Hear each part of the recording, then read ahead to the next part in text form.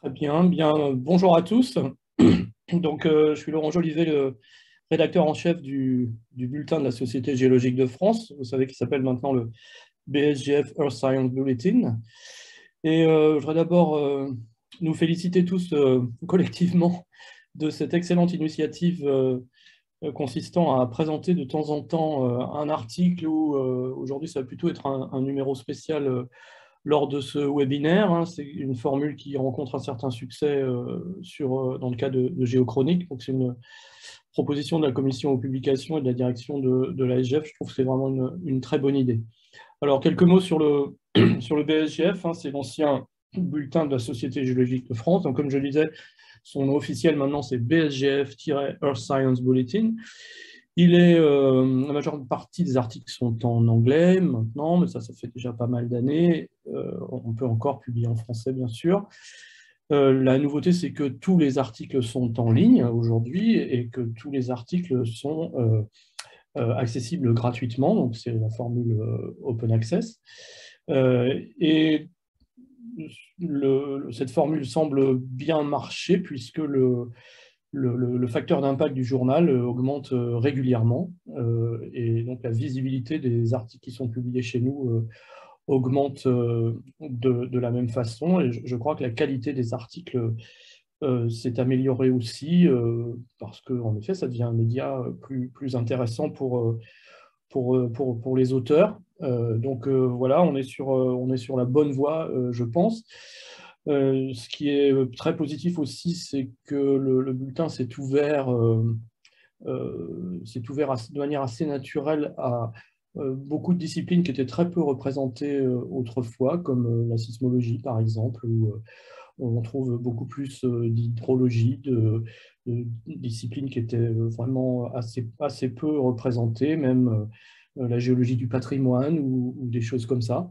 Le panel de disciplines et de sous-disciplines de la géologie au sens très très large, c'est largement, c'est le cas de le dire, augmenté. En particulier, ça nous donne l'occasion de ce numéro spécial sur la géoarchéologie qui va être présenté juste après.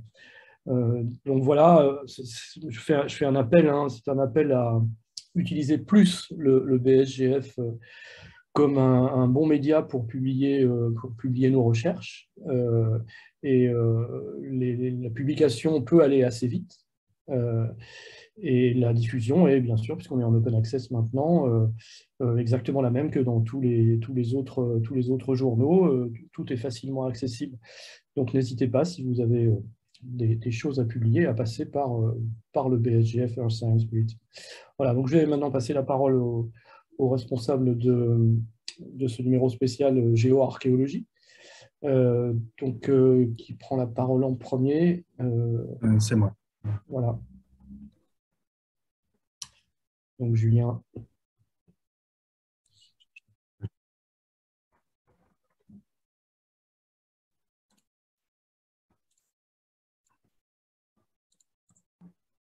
Bien, bonjour à tous.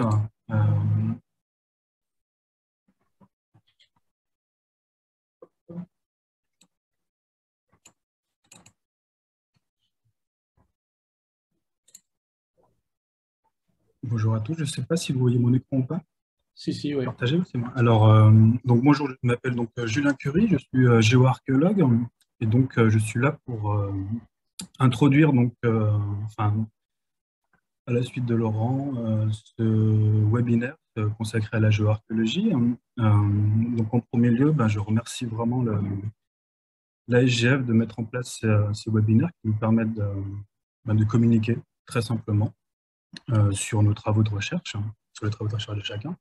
Alors pour faire bref, ce numéro de géoarchéologie du BSGF, en fait, il a pour origine la réunion des sciences de la Terre de 2018 à Lille, où avec un certain nombre de collègues, que je citerai après, on a réuni des géoarchéologues dans une grande session. On avait plus de 30 communications.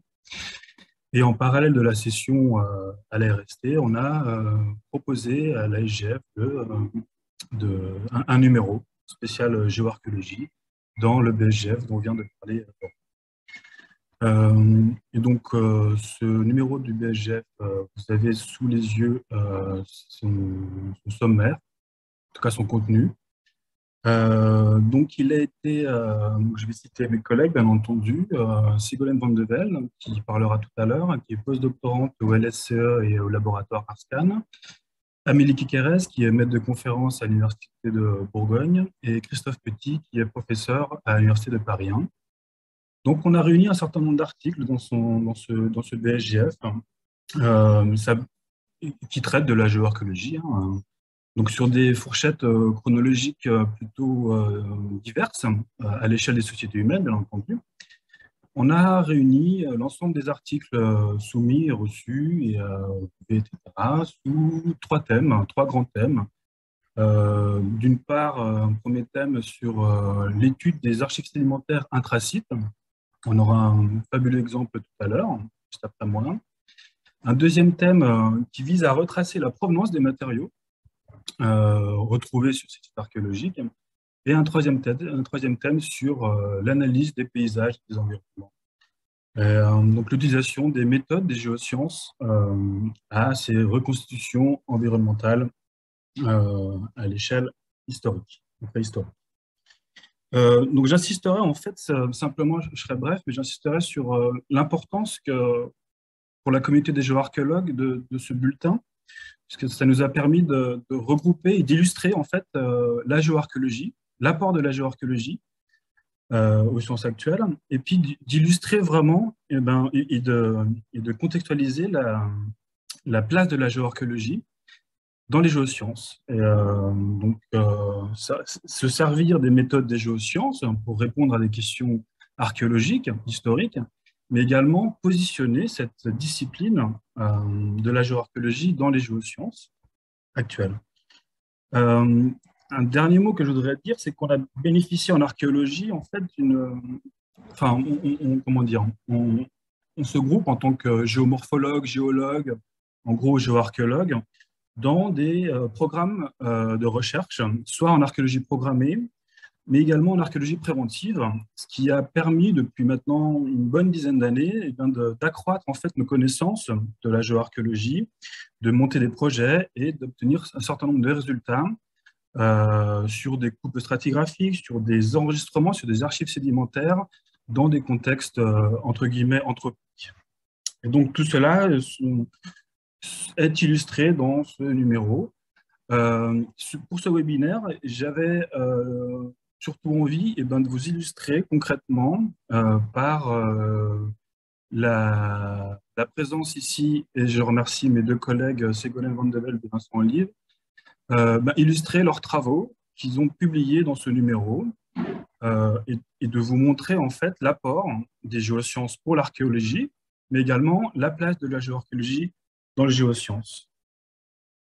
Je n'en dirai pas plus, je vais laisser la parole, je commencerai donc par ma collègue Ségolène Van de Velde, qui est donc postdoctorante au LSCE et au laboratoire Arscan, et suivra ensuite mon collègue Vincent Olive, qui est maître de conférence à l'Université de Lorraine. Et voilà, et ensuite nous serons ouverts à toute question, bien entendu.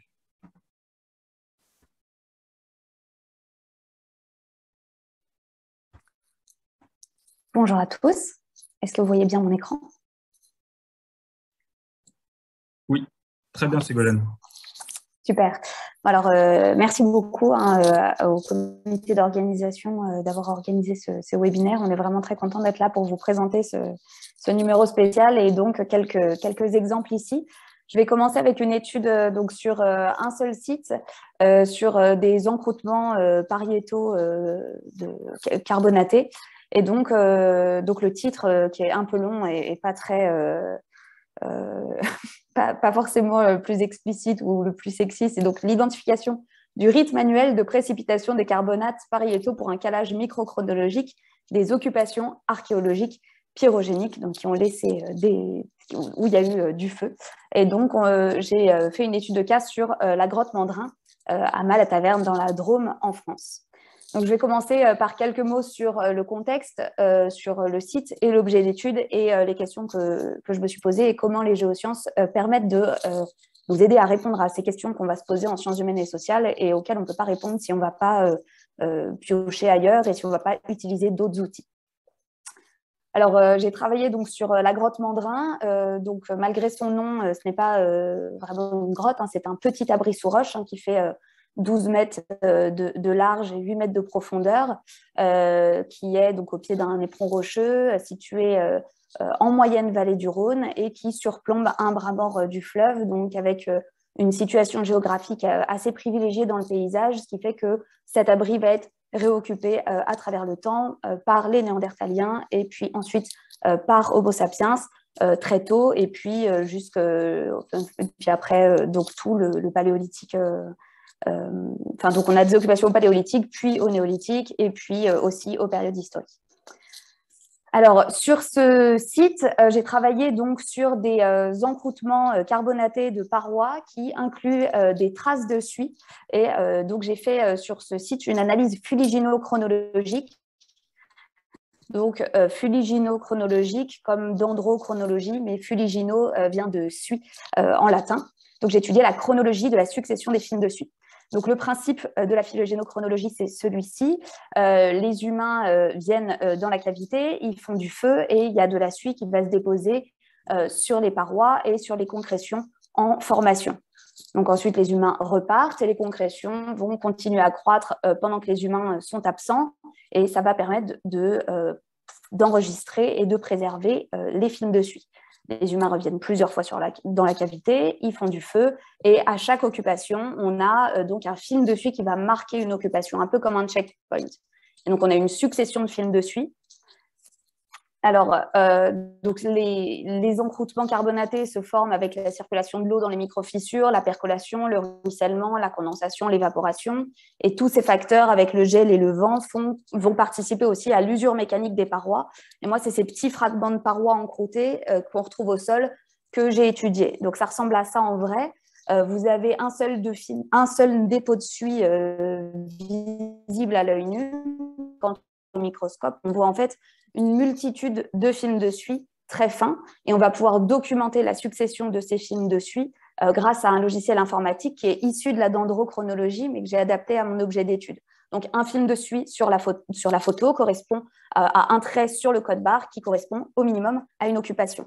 Donc, on l'a vu, on a plein de petits fragments de parois et donc à chaque fragment de paroi correspond un code barre qui lui est propre et on va synchroniser ces codes barres pour reconstituer l'ensemble de la chronique des occupations. Donc ça, c'est le principe de l'analyse fuligénochronologique. Alors, à la grotte Mandrin, je me suis rendu compte qu'on avait des encroûtements qui étaient laminés. Donc là, vous voyez donc, les films de suie qui sont marqués par des petites flèches blanches. Et puis, on voit des doublets de calcite. La ici qui est blanche et opaque. Et puis, la sparite qui est translucide.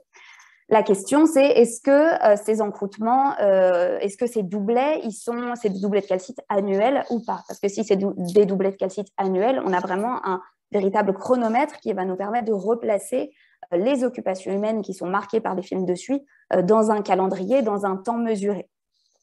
Donc, la première question, c'est est-ce que les doublets de calcite sont annuels? Et l'autre question, c'est est-ce que tout au long de la stratigraphie, ces doublets de calcite sont annuels tout au long de la stratigraphie ou pas? Ou est-ce qu'il y a des périodes où ils le sont ou pas? Parce qu'à la grotte Mandrin, donc on a une stratigraphie qui fait 2 mètres de profondeur et on a des périodes glaciaires et des interglaciaires qui sont enregistrées, donc des conditions climatiques assez variées. Donc, dans cet article, j'ai présenté les processus de formation des encroûtements carbonatés de parois.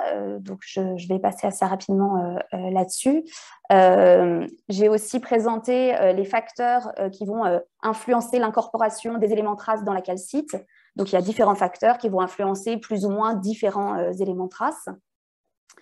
Et moi, ce que j'ai voulu observer, ce sont les variations du strontium, parce que le strontium, plusieurs études ont montré que c'est un élément qui va avoir des variations annuelles. Il y a des cycles de fluctuation annuelle du strontium. Et donc, l'idée, c'est de voir si ces doublets de calcite qu'on observe, qui peuvent être annuels, mais ce n'est pas toujours le cas, se synchronisent avec ce signal du strontium qu'on sait annuel.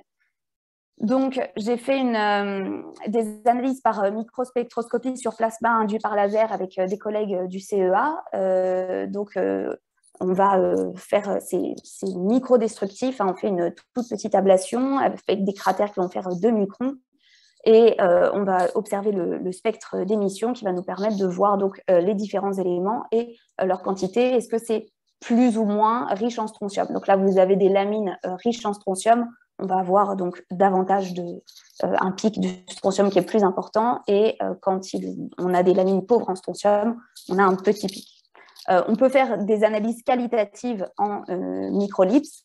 Là, on a fait du semi-quantitatif parce que ce qui nous intéresse, ce n'est pas de savoir la quantité exacte qu'il y a, mais de suivre les variations du strontium normalisées par rapport au calcium. Donc, on a documenté les 2 éléments. L'intérêt de cette méthode, c'est qu'on peut travailler sur des échantillons qui sont très petits. Donc, tous nos encroûtements carbonatés de parois, ils sont inframillimétriques. Et donc, j'ai choisi tout au long de la stratigraphie des échantillons qui ont des lamines qui font plusieurs dizaines de microns d'épaisseur pour avoir assez de points. On a fait des cartographies du strontium. Donc là, vous avez le strontium sur le calcium. Et donc, quand c'est blanc, c'est que c'est enrichi en strontium. Et quand c'est foncé, c'est que c'est pauvre en strontium. Et on voit sur cet exemple qu'il y a une synchronisation des changements de fabrique cristalline, donc l'alternance nitrite-sparite, des doublets de calcite, avec les variations de la concentration en strontium. Un autre exemple, dans une autre couche archéologique, où il fait moins froid, c'est plus tempéré, et on a également donc, ces qui sont pauvres en cet élément. Donc, on voit qu'il y a une synchronisation des changements de fabrique cristalline avec les variations de la concentration en strontium, variations qu'on sait annuelles. Donc, du coup, j'ai documenté ça sur l'ensemble des échantillons et donc, on peut conclure qu'il y a une synchronisation de ces 2 signaux saisonniers différents qui sont influencés par différents facteurs sur l'ensemble des couches archéologiques. Et donc, on a bien des doublets de calcite annuels à la grotte Mandrin. Donc, peu importe la taille de ces doublets de calcite, ils peuvent être plus ou moins grands. Un doublet correspond à 1 année. Et donc, ça c'est hyper important et hyper intéressant pour répondre à nos problématiques archéologiques parce qu'on va pouvoir documenter la position des films de suie dans les doublets de calcite pour savoir quand est-ce qu'ont lieu les occupations humaines dans le calendrier annuel sur 1 année. Donc, un exemple concret, vous avez ici un exemple de chronique d'occupation qui est documenté sur un échantillon. Donc, l'espace entre les films de suie, c'est l'épaisseur de calcite qui s'est formée. Et là, vous avez la même séquence indexée sur le calendrier annuel de précipitation des carbonates où, en fait, on a remis tous les doublets de calcite à la même taille. Et là, l'espace qui sépare les films de suie correspond à du temps écoulé. Et donc, on va vraiment pouvoir avoir cette résolution annuelle et ce temps mesuré dans lequel replacer les occupations humaines, même pour des périodes extrêmement reculées. Donc ça va nous permettre aussi de calculer des durées des phases d'occupation, de s'intéresser à la saisonnalité hydrique de chacune des occupations, donc, parce que les doublets de calcite, ça correspond à saison sèche ou saison humide. On va pouvoir s'intéresser à la fréquence des occupations en déterminant un nombre d'occupations par an en moyenne. Et puis, on va s'intéresser aux rythmicités d'occupation, etc. Tout ça pour étudier les dynamiques d'occupation qui deviennent accessibles grâce au recours aux géosciences ici et qui nous permettent d'ouvrir plein de nouvelles problématiques et perspectives en archéologie. Voilà, je vous remercie pour votre attention. Merci beaucoup, Ségolène. Cette riche présentation très brève mais très consistante. Je ne sais pas si on prend le temps pour quelques questions ou on attend la fin des 2 présentations.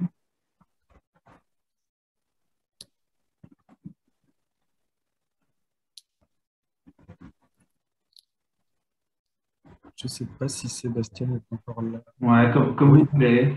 On peut peut-être enchaîner. Puis on enchaîne sur la 2e présentation et on fera une session questions à la fin, ouais. Ouais, d'accord. Donc, je laisse la parole à Vincent Olive, maître de conférence de l'Université de Lorraine, qui va nous parler des Mardelles du bassin parisien. À toi, Vincent.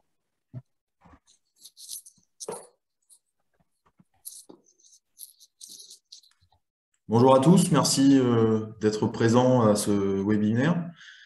Est-ce que tout va bien pour la projection? Nickel. Merci. Donc, je vais vous présenter les principaux résultats de l'article qui s'intitule Origine, processus de formation et évolution des mardelles du nord-est du bassin parisien.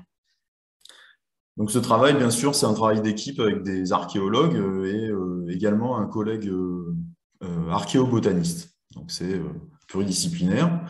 Et les résultats qui font le cœur de cet article sont essentiellement axés sur les géosciences et donc la géoarchéologie.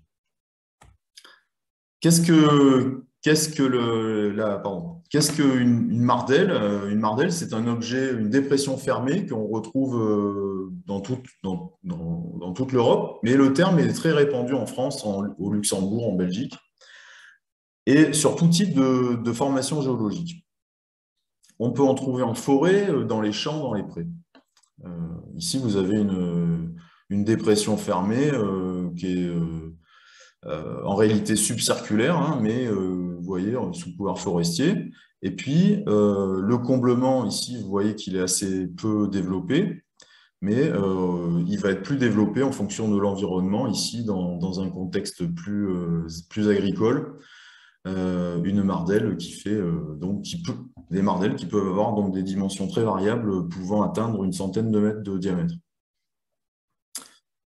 Alors, l'origine de ces dépressions, ça a fait un gros débat depuis plus d'un siècle et demi, notamment en Lorraine, où la question de l'origine, en fait, a fait couler beaucoup d'encre. Et notamment ici, vous avez un petit graphique qui vous montre des publications, l'évolution du nombre de publications au cours du temps concernant la problématique des mardelles et de leur origine en Lorraine. Donc, il y a deux théories qui s'affrontent, une théorie plutôt portant sur une formation d'origine anthropique et puis une théorie qui postule plus sur une formation naturelle. Alors, vous voyez qu'au cours du temps, ces publications, elles ont changé, elles ont évolué, avec une première période jusqu'au milieu du XXe siècle plutôt portée sur une origine anthropique de formation. Une deuxième période à partir de la deuxième partie du XXe siècle, plutôt sur une formation naturelle. Et au cours des dernières décennies, un développement de théories postulant une origine encore anthropique. Donc, l'article que je vous présente, finalement, s'inscrit dans une dynamique de recherche qui est pluridisciplinaire, puisqu'il y a des travaux archéologiques qui ont été menés sur ces mardelles, des travaux aussi de paléo-environnementalistes, notamment des botanistes, et aussi des géologues. Alors, le secteur étudié correspond à un secteur de Lorraine qui se nomme le plateau lorrain. Donc, on se situe dans la partie nord-est du bassin parisien, dans un secteur qui est limité entre le bassin versant de la Sarre et le bassin versant de la Seille. Alors, du point de vue naturel, ce secteur il est composé de petits bassins versants, dont l'hydrologie est simple, et les formations géologiques, ici, ce sont les marnes du Kuiper, qui sont connues pour être des marnes qui incluent des lentilles de sel ou des lentilles de gypse. Alors, justement, ces formations salifères, elles ont été abondamment exploitées, notamment par les humains au cours des temps archéologiques, des temps historiques, par ce que l'on appelle le briquetage de la Seille, qui est une industrie très importante et qui a eu un impact sur le paysage majeur au cours des temps, aux époques gallo-romaines notamment, mais également aux époques postérieures et même antérieures. Ce travail a été réalisé dans le cadre préventif de la réalisation de diagnostics et de fouilles pour la ligne TGV Est européenne, et dont vous voyez ici le tracé dans ce secteur-là. Et les mardelles qui ont été étudiées, qui ont fait l'objet de fouilles, ont été étudiées, vous voyez, dans ce secteur d'études qui se situe dans le parc naturel régional de Lorraine, dans un secteur plutôt forestier. Ici, vous voyez la localisation des 7 mardelles qui ont été fouillées. à proximité de la commune de Bispin. Alors, pour aborder l'origine de ces mardelles, on s'est intéressé à l'organisation, d'abord à l'organisation spatiale, parce que, en lien avec cet aménagement de la LGV Est, on a pu étudier les relevés LIDAR dans le secteur et donc observer sur une bande large d'1 kilomètre toutes ces dépressions fermées. Donc, vous voyez la trace dispersée sur ce relevé topographique. L'intérêt du LIDAR, c'est que ça permet de détecter sous forêt aussi bien qu'en dehors des forêts. Et vous voyez donc les mardelles. Celle qui est étudiée correspond à celle où il y a une étoile rouge. On peut observer le parcellaire, donc le parcellaire notamment archéologique. On peut observer le réseau de drainage naturel. Et on observe qu'il existe des alignements de ces dépressions, dont ici vous avez un diagramme en rose qui permet de montrer certaines de ces orientations préférentielles. Et la question, c'est un des résultats montre que ces orientations préférentielles semblent comparables aux orientations du réseau de drainage. Donc là, on peut se poser la question d'un lien probable avec la fracturation dans les marnes du Kuiper, sachant que cette fracturation dans les marnes du Kuiper, elle est assez peu documentée par notamment les documents géologiques régionaux. Ensuite, nous avons réalisé des fouilles donc, de ces 7 mardelles, alors des fouilles un petit peu costauds, puisque on a utilisé des grosses pelles mécaniques et notamment on était confronté à des problèmes d'eau, hein, donc on a utilisé des grosses pompes. Ici, l'utilisation de la pelle mécanique a permis d'avoir des très longues coupes et également des coupes profondes qui ont permis l'observation du comblement sédimentaire, bien entendu, de ces dépressions, mais également des bordures, du fond, mais également du substrat. Et c'est surtout ça, c'est surtout là-dessus qu'on a pu observer des nouveaux résultats qui étaient inédits par rapport aux observations précédentes. Donc l'observation des marnes du Kuiper nous a apporté plusieurs surprises, puisqu'on a pu voir que ces marnes, c'est souvent aussi des marnes dolomitiques du Kuiper. On voit qu'elles sont fracturées, donc affectées par des fractures, qu'au niveau de ces fractures, il y a de l'altération, souvent, et au niveau justement de ces fractures et de ces altérations, il y a la topographie de l'interface entre le substratum et le comblement qui est altérée et qui est irrégulière. Donc cette surface irrégulière du fond de ces mardelles est associée, a pu être montrée, il était possible de le montrer, est donc associée à la fracturation. On a pu observer également que cette surface irrégulière, ça correspondait également à des conduits qui montrent clairement le soutirage d'une partie du comblement dans le sous-sol. Donc ça, c'est un résultat qui n'aurait pas été possible sans la réalisation de tranchées profondes permettant l'observation du substratum en lui-même comme un objet d'étude particulier. Bien entendu, on a pu observer le comblement sédimentaire qui avait déjà été observé par d'autres études précédentes. Et dans ce contexte de comblement sédimentaire, notamment sur des versants argileux, on a pu voir des variations de faciès qui pouvaient être associées soit à des mises en eau, et donc à un type de dépôt plutôt lacustre, ou au contraire à des dépôts plutôt colluviaux, avec parfois des phases plus organiques correspondant à des retours forestiers. Alors, pour conclure, on a pu montrer que l'origine était naturelle grâce notamment liée à la fracturation. Cette fracturation dont on a pu déjà dégager le lien avec les mardelles grâce à l'observation du LIDAR. On a pu voir aussi l'altération des marnes du Kuiper grâce au niveau donc, de ces fractures, grâce à la réalisation des coupes.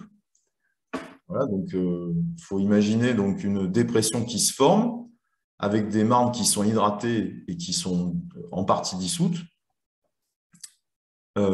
Et ces éléments dissous permettent finalement de dégager et permettre le soutirage. Ensuite, on a vu l'évolution du comblement grâce à l'effondrement des parois, à l'évolution vers un environnement plus lacustre avec des dépôts argileux dans un contexte ouvert. On a pu étudier l'évolution du couvert forestier et donc la fermeture du milieu. Et puis le lien avec des variations de l'enregistrement sédimentaire qui permet de comprendre l'ouverture du milieu temporaire, épisodique, lié à l'activité agricole. Voilà. Donc pour aller plus loin, on a réussi à aborder cette question de l'origine de ce processus de formation des mardelles, mais on a pu voir qu'il y a une formation en milieu ouvert, ça c'est clair et c'est net. On a pu constater qu'il y avait une datation qui était souvent antique ou médiévale de la formation de ces mardelles, mais pas exclusivement. Et on sait que dans ce paysage-là, on a des changements majeurs de l'utilisation du sol en lien avec le briquetage de la seille, qui est donc une activité industrielle de production de sel. Et on peut émettre l'hypothèse qu'il est possible d'envisager une formation naturelle de ces dépressions, mais modulée, accentuée indirectement par des changements à l'échelle du bassin versant. Et donc, c'est une des pistes de recherche futures qu'il faudra essayer de développer pour aller plus loin. Merci.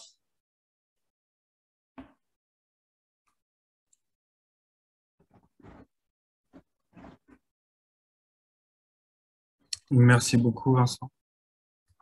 Sébastien, je reprends la parole pour… Oui, il n'y a pas de souci. Ouais. Donc, je remercie Vincent et Ségolène pour leurs deux présentations. Juste un petit mot avant les questions. Donc, je suis ravi d'avoir pu vous illustrer, grâce à mes deux collègues, les dynamiques de la géoarchéologie. Donc, comme vous avez pu le voir, la géoarchéologie se déroule à plusieurs échelles. L'échelle spatiale, déjà, à l'échelle d'un site, d'une grotte préhistorique, comme vous a montré Ségolène, ou à une échelle plus large, comme vous a montré Vincent. Et en employant tout un panel de méthodes à différentes échelles également, sur le terrain et en laboratoire. Vous pourrez retrouver toute cette diversité de la géoarchéologie et cette importance de la géoarchéologie donc, dans ce numéro spécial. Pour aller plus loin, vous pourrez lire les autres articles faits par des autres collègues tout aussi intéressants. Donc je laisse place maintenant aux questions, s'il vous plaît. S'il y en a.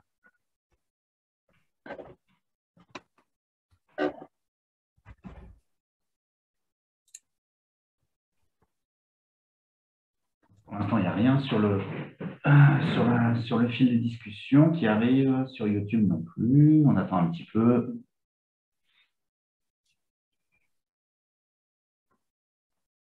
Les coordonnées des deux intervenants sont dans les articles de Ségolène et de Vincent, sont présents sur les articles. Et dans le chat, j'ai mis le lien direct vers ce numéro-là pour y accéder. Parfait, merci.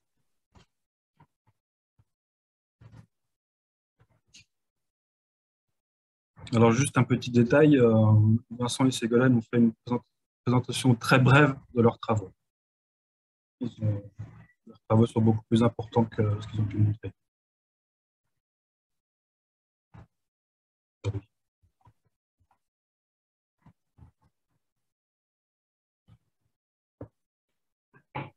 Bon, pas de questions, semble-t-il.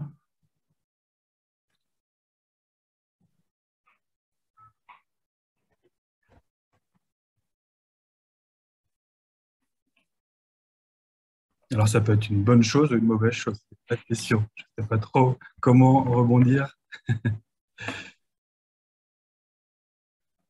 Bon, de toute façon, effectivement, les adresses mail de chaque auteur sont indiquées sur les articles. Donc, s'il y a des questions, ils pourront les poser postérieurement. On les contacteront directement par email. Allez, une question. Frédéric Ruz, est-ce qu'il y avait des traces d'outils dans les dépressions lorraines?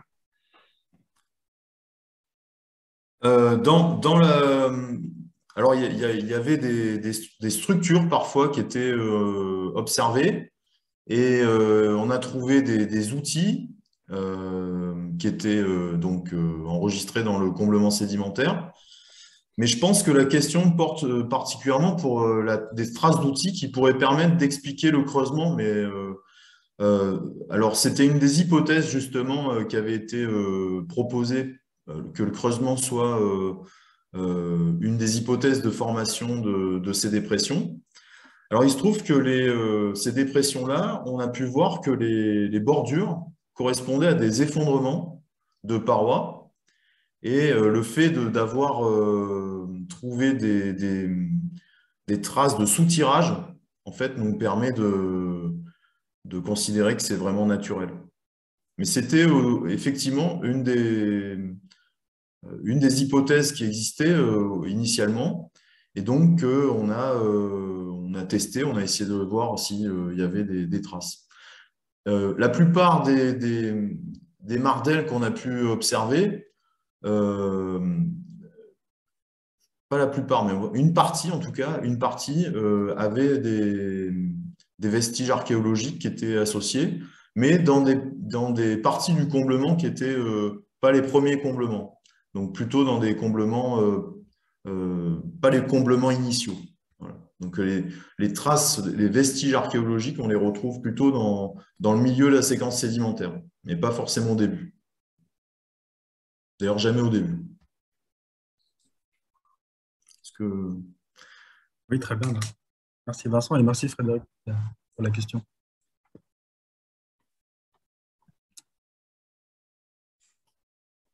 Je ne sais pas si je peux rebondir, moi, Sébastien, ou pas, ou je peux également poser une question. Oui, il n'y a pas de souci. Ouais, super. Je vous laisse faire. Ce serait pour Ségolène. Est-ce que tu as des perspectives de datation de tes carbonates, de tes suies, traces de suie? Et si oui, est-ce que tu peux en dire deux ou trois mots très brièvement?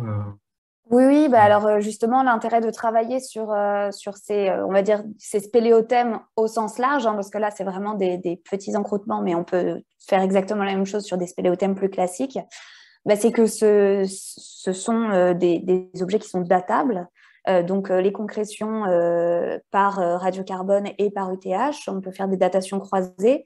Et puis, la suie elle-même, on peut l'extraire pour la dater en radiocarbone.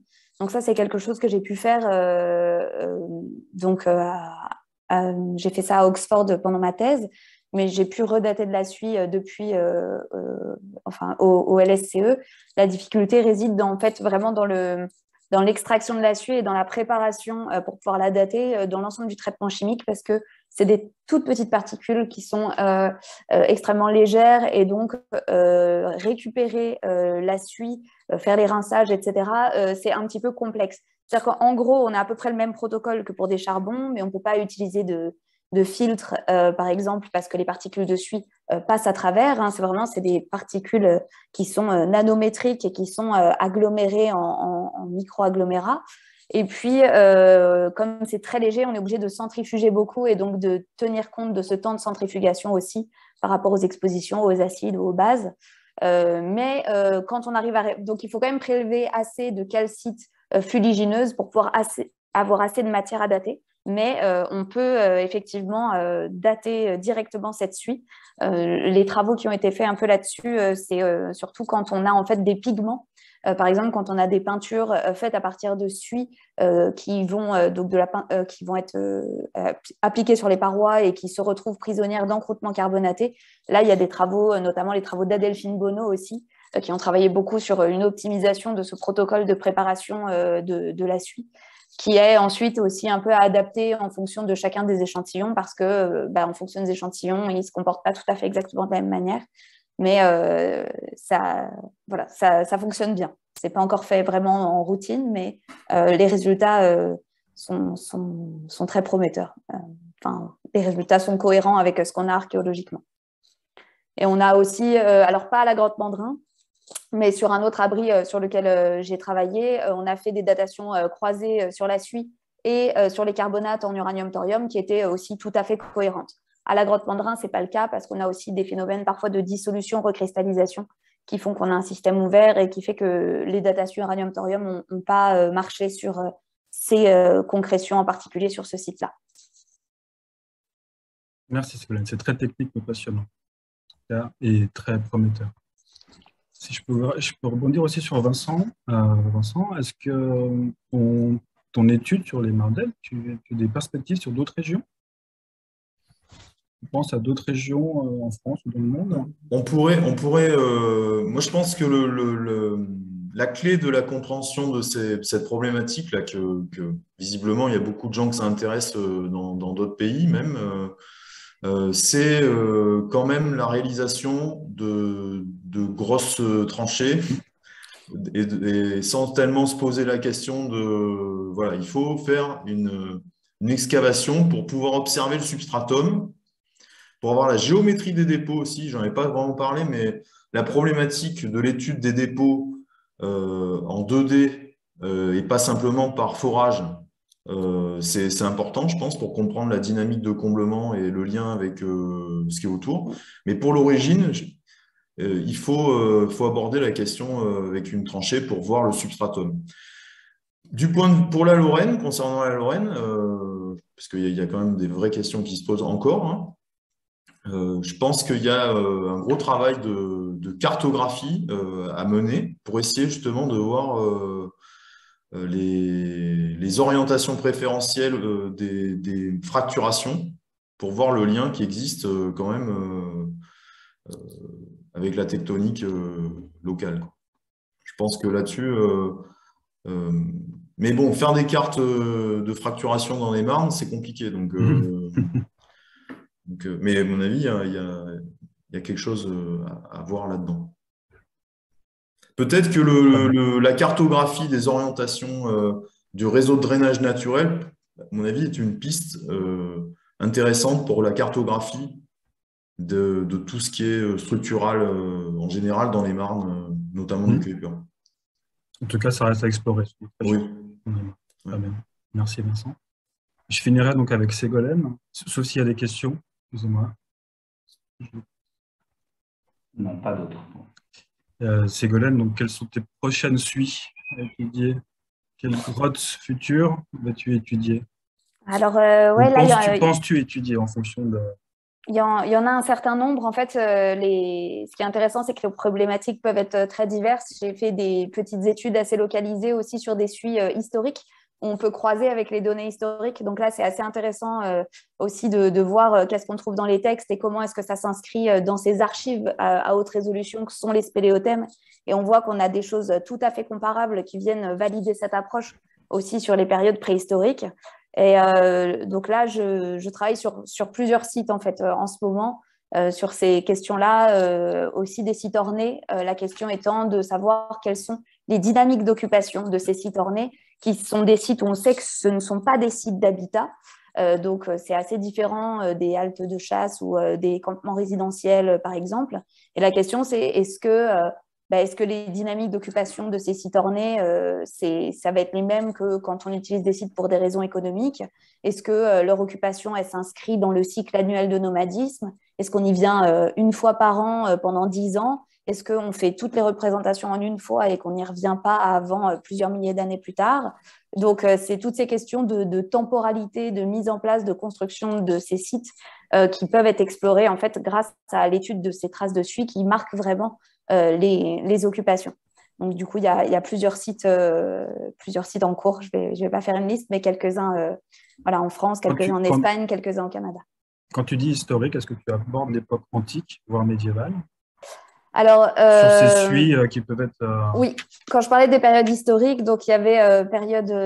alors, c'est même un peu plus tard que médiéval. Là, c'était plutôt des traces 18e, 19e, avec des bals qui sont organisés en fait dans des grandes grottes, avec des grandes fêtes, avec beaucoup, beaucoup de bougies qui laissent beaucoup de suie.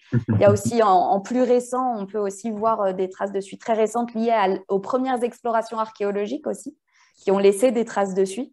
Et puis, pour tout ce qui est période… Sur des égouts antiques ou des traces de carrières antiques Alors, on pourrait, j'en ai pas étudié pour l'instant, mais j'ai pu dater des suies de l'âge du bronze, par contre. Donc, d'occupation d'entrée de grotte à l'âge du bronze qui était occupée différemment de, justement, à la période médiévale ou un peu plus récente. Par contre, effectivement, là, je parle des grottes, mais tout contexte où il y a des concrétions qui se forment, donc tout ce qui est cave, grottes artificielles, carrières d'exploitation du tuffeau, par exemple, qui deviennent après des champignonnières, ce genre de choses. Tout ce qui va être égout, on a des spéléothèmes. Je pensais à ça, ouais, tout à fait. On peut justement étudier ces fréquentations de ces zones et voir aussi justement les dynamiques de réfection, par exemple, quand est-ce que ou d'évolution fréquenté, de ces structures. Tout à fait. Merci beaucoup.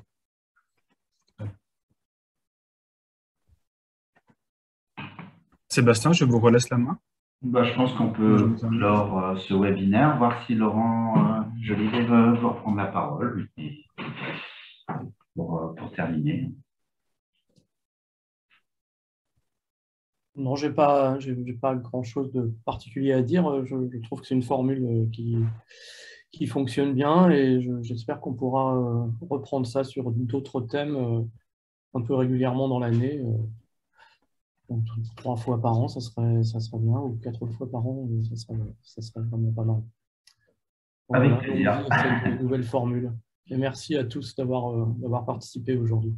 J'en suis ravi personnellement et je vous remercie encore beaucoup pour l'organisation et pour cette idée sympathique et riche et encourageante. Merci à vous tous alors.